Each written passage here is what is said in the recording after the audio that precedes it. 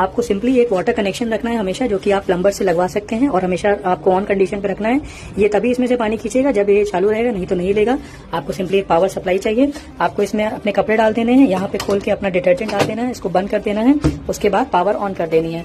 Power on करने के बाद आपको साइकिल सेलेक्ट करना है कि किस कंडीशन में आपको कपड़े वॉश करने हैं। नॉर्मल क्विक वॉश जल्दी हो जाएगा, डेलिकेट कोई कपड़े हैं अगर तो सोक प्लस नॉर्मल में पहले थोड़ी देर सोक करके रखेगा, फिर ये चलाएगा। ब्लैंकेट अगर आपको रखना है, इको टब क्लीन तब यूज करते हैं जब टब गंदा होता है, तो वो वॉश किट अंदर नहीं आता है। साइकिल सेलेक्ट हो गई, उसके बाद आपको स्टार्ट कर देना है। यहाँ पर ये आपका कपड़ा मेजर करना स्टार्ट कर देगा कितना है, उसके हिसाब से वाटर ले लेगा और आपको टाइम बता देगा। वॉश करेगा पहले, फिर रिंस करेगा, फिर स्पिन करेगा। पूरा कंप्लीट होने के बाद एक टोन आएगी और आपको अपने